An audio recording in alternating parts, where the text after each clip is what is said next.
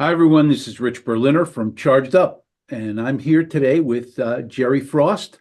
And I'm going to let Jerry do the introduction himself, but he is with Betts, and they are a really interesting company. And I'm going to let him talk about what they do. But Jerry and I were on a panel recently at the Alliance for Action, and I was really intrigued by, the scope of what they do and how they're integrating that with what I think everybody watching this would be interested in, which is the EV charging piece.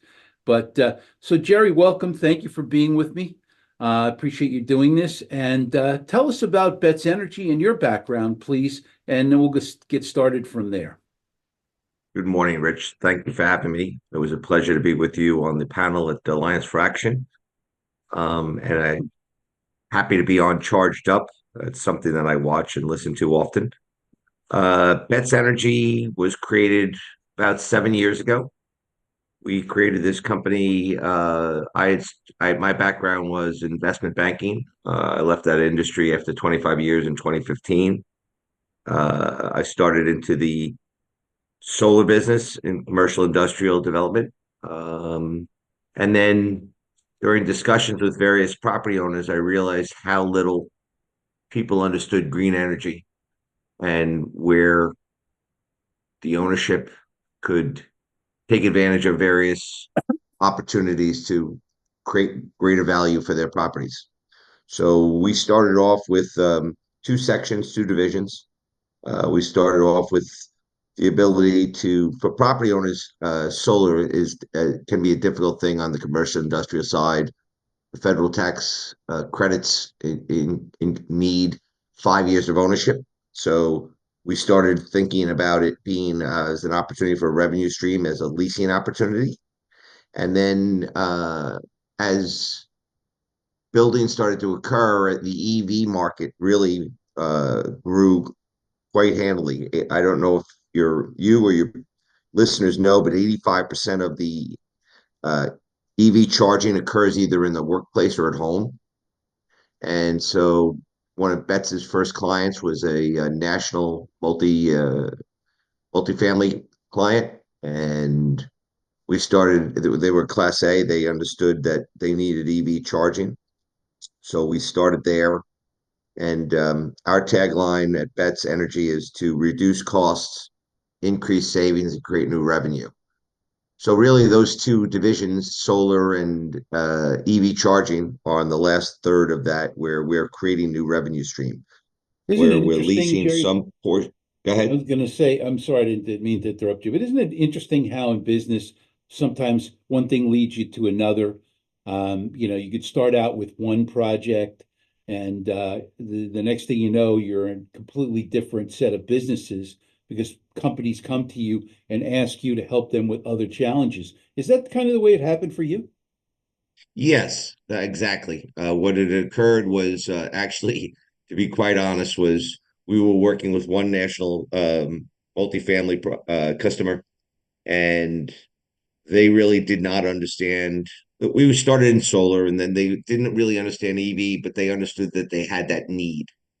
And moving forward, they asked me to speak with a bunch of their peers, and from that, where Betts is involved in a variety of different things. We're in procurement, we're in energy efficiency, we're in lighting and things along those lines. But the EV portion really blew up uh, from one client's asking their peers what they were doing, and their peers really had no idea what they were doing. Yeah, it's funny because that's kind of my background too. I was in the communications business. We had an infrastructure installation company, and we did mostly tower work. And one day somebody came to me at a trade show and asked if we did in building installations, and I said, sure we do. And when the customer walked away, I asked my friend, what's in building? And so, you know, you oftentimes stumble onto businesses that are near neighbors, and it sounds like that's what happened to you here. But Betts does a lot of different things. So, what's the origin of the company? How long's the company been around? Were you one of the founders, and how did it all develop? Yeah, so Betts wound up coming about in 2016. Like I said, I had an investment banking background. And I left there and realized that there was more opportunities. I was still too young to fully retire. Uh, and spoke with some people that were in entrepreneurial businesses and realized that green wasn't going away. Green was the future, whether it be ESG, whether it be doing the right thing for climate change. Following Um, regulations like in New York City, yeah, and they, and across the country, it was and you know California, obviously. I'm based out of New York, New Jersey, but our Bets is a national company. We've done business in 15 states now, everywhere from California to Texas, Florida, Maryland, Illinois, the Northeast, Wisconsin. And so it's developed. And really, we thought we would be touching a multitude of property owners' ideas and thoughts.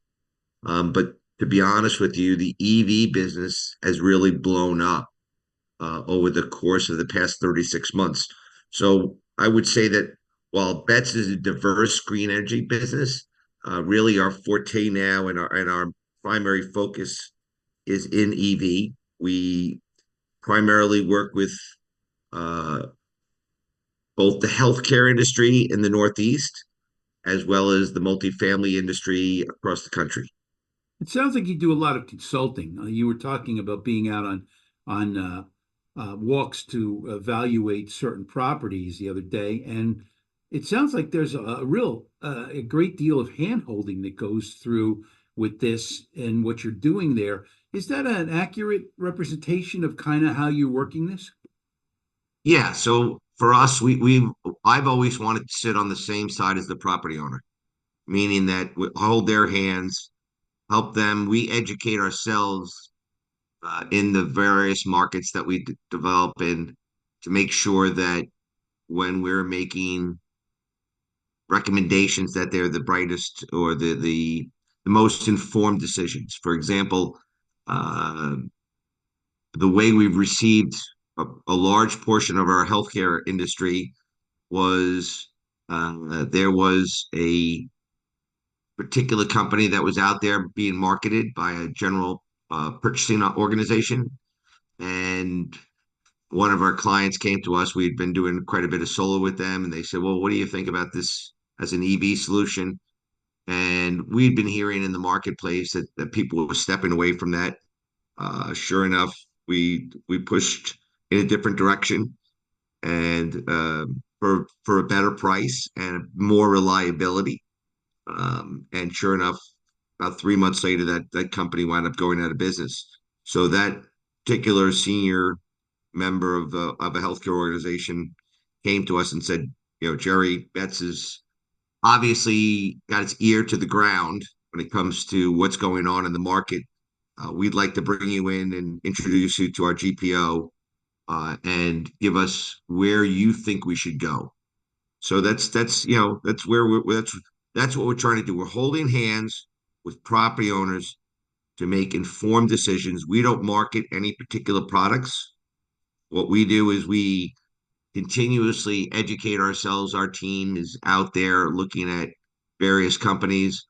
As I think we spoke about on the Alliance for Action, the EV market is really in the really early stages of what's going to go on, probably the second inning.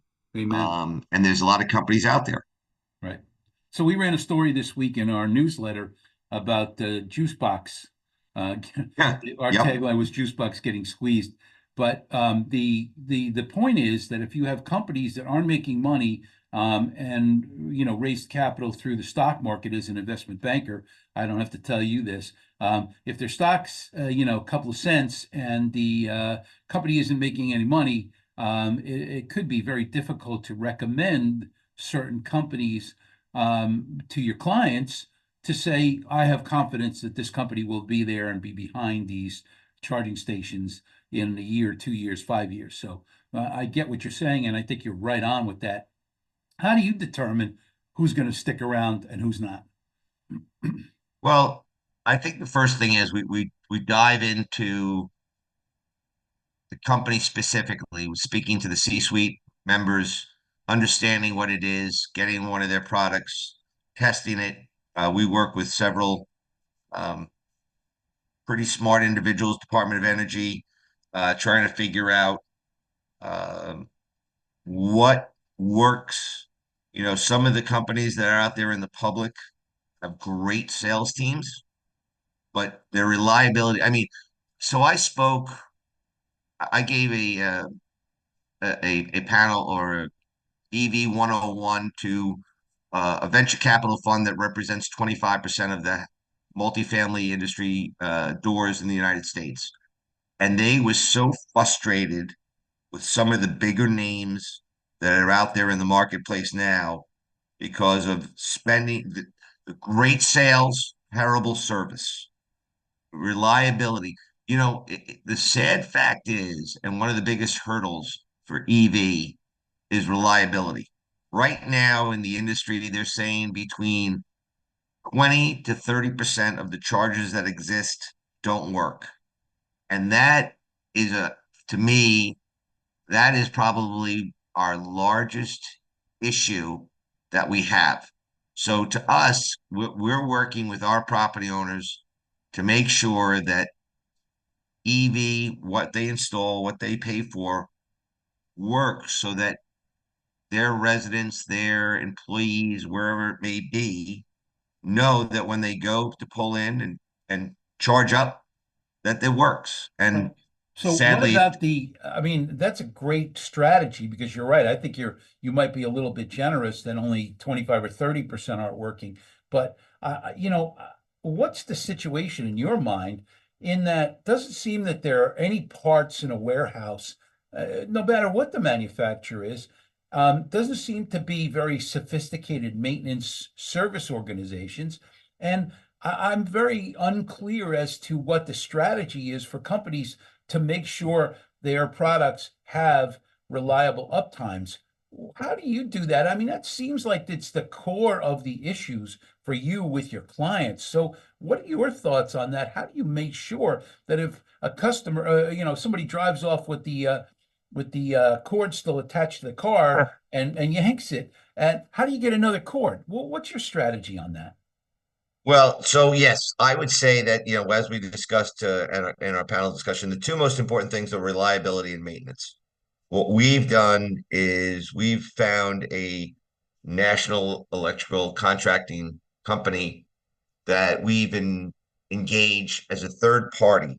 So when we have clients, our clients, besides having warranties on the hardware, what we've done is we've ensured that on the labor side, within 5 business days, that product can be serviced and be back up and running.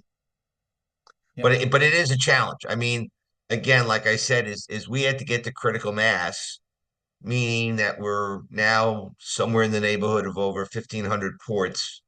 So we've engaged a third party to have that opportunity where the property owner says, okay, I'm willing to pay X as my yearly insurance that my charger, if it goes down or Mr. Smith runs over when Mrs. Jones put the charger on the ground and ran it over, that it gets replaced and it's up and running so that other clients.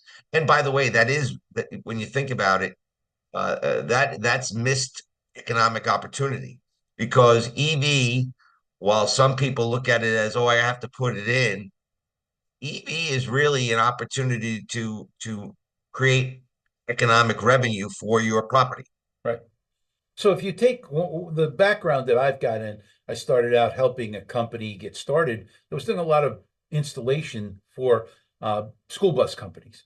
And what you've just said makes a lot of sense in so many, like a real estate situation. If someone's got 4 ports and one goes down, they've got 5 days. You've got a 5 day guarantee that they'll be fixed. But if you're a bus company and you've got 10 chargers, and two or three of them, we said 20 or 30%, two or three of them go down, and now you can't send that bus fleet out the next morning, you've got a major serious problem. So, that's, I think, the dichotomy in the industry. There's a lot that, if the charger works, it works.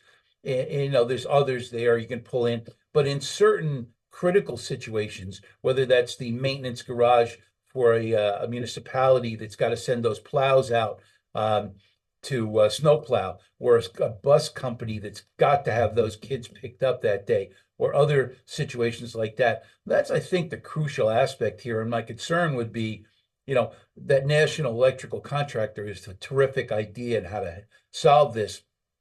But is there a warehouse that they can pull parts from somewhere in this country quickly enough that they can go fix that? How do you view that piece of it? Well, that's interesting. I mean, first of all, one of our clients is the largest bus company on Long Island. They have 1,200 buses. That CEO and I have been friends for 20 years. We've been discussing EV and buses for better part of maybe even prior to my getting into the industry. It's still it's a hard situation. We have not even come close to fixing that situation. We have found though that some products that we've identified through people we work with on a day-to-day basis are changing the landscape. That meaning that there's one particular company that is not only an EV, but it's UL certified, life saving certified. So it's up 99.5% of the time. Um, to your point, the replacement parts being around the country. Now we haven't figured that out quite yet. I mean, the we try and protect our EV, that point of pulling away with it in the car or running it over doesn't occur, whether it be bollards or where to install it, that doesn't occur. But it is a challenge.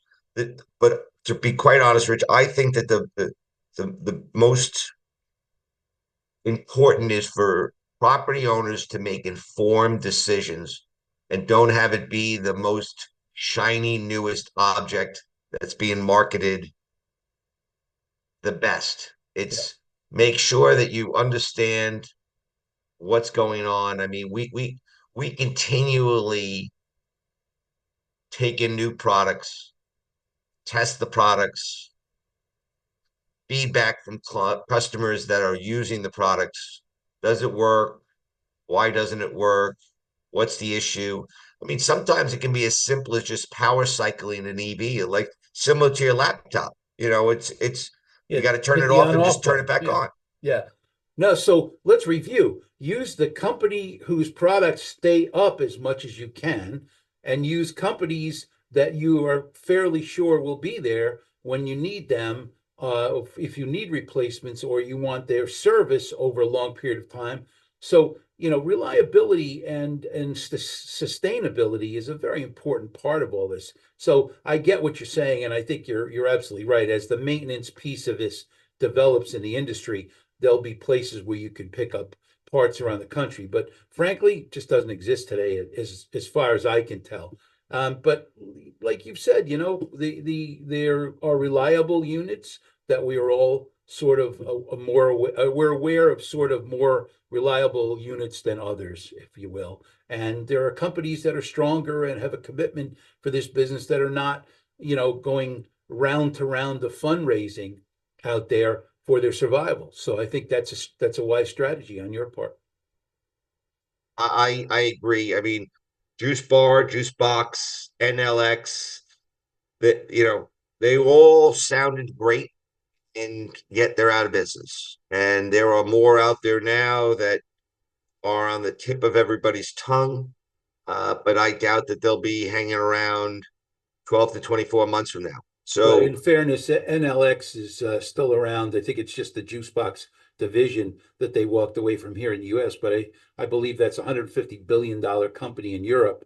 who decided, all of a sudden somebody made the decision to come to America. How hard could it be? And the next thing you know, it's easy to pull out if your main business isn't in the U.S. anyway. So I understand that they have to make business decisions, but that's why having a company like yours help real estate owners make those decisions is a very important piece of it.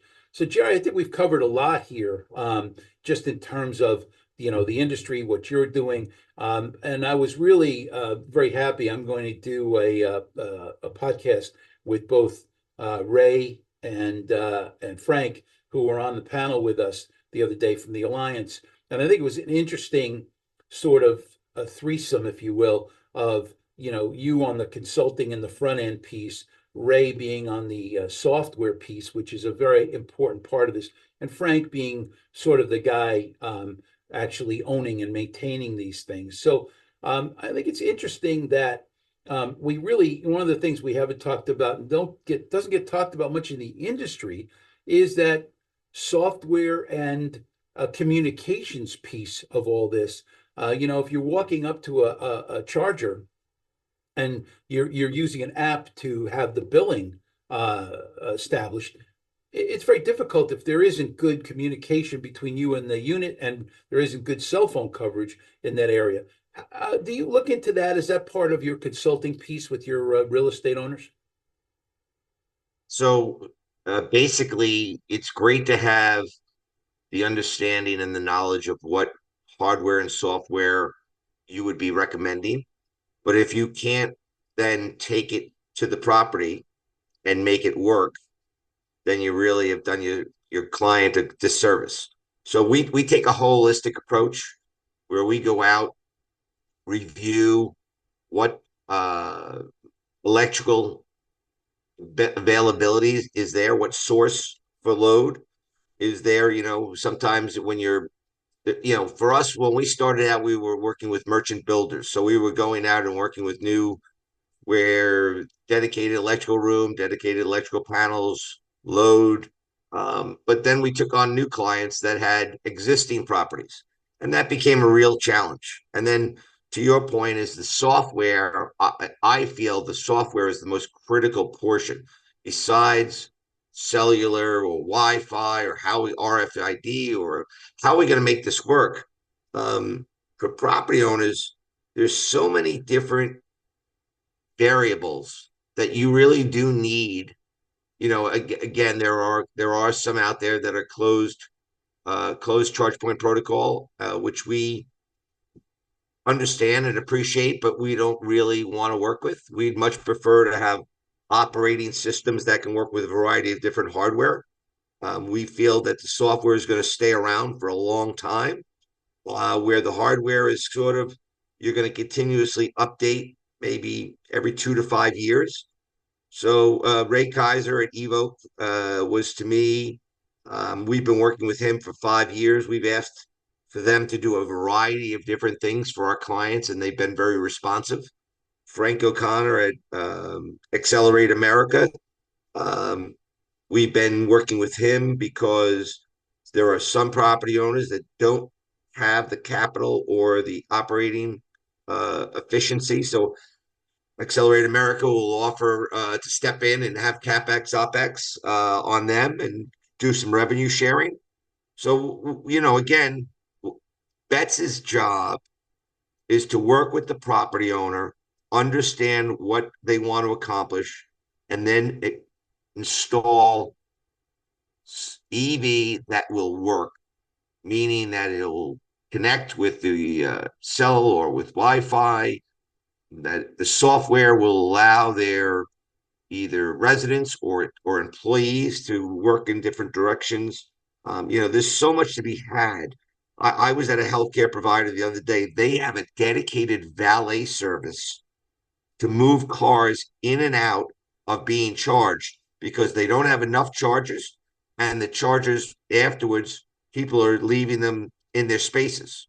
So they've got somebody literally shuffling cars in and out to get charged. Yeah, well, I wish that was the way Newark Airport worked. When you pull into the parking garage for Terminal C at Newark Airport, and all of the units are taken, and now you're jetting off to somewhere, and there's no spot, and or that guy that left that car there won't be back for 3 weeks. So it's a difficult situation. But I think you're wise in the way you looked at this. Again, the real estate owners are near and dear to my heart. We ran Fifth Gen Media had a publication called Connected Real Estate up until a few years ago, which we sold. But at the end of the day, I've dealt with the Vornado folks and SL Green and RXR and the major real estate groups, and they are hungry for knowledge about this topic. So I think what you do is very wise in the hand holding and the consulting, and because on its face, it looks like this unit will work with this usage, but it doesn't always work that way. But Jerry, I really appreciate you being with us today. I think this is exactly what I hope for in terms of the knowledge that companies have. If they want to understand more about what their choices are, they could work with a company like yours, like Betts Energy, and work with you. Thank you for being with us today. Anything else you want to sum up with before we end this? I want to say thank you for the opportunity to speak with you and your listeners. Charged Up is something that's on my radar that I read and listen to. If anybody needs anything, it's jerry@bettsenergy.com. Feel free to reach out. Happy to have the conversation. Again, and our thoughts are sitting on the earth side, reducing your costs, increasing your savings, and creating new revenue. Great. Jerry, thank you so much. I'm going to end this, but stay on and we'll talk for another minute. Sure.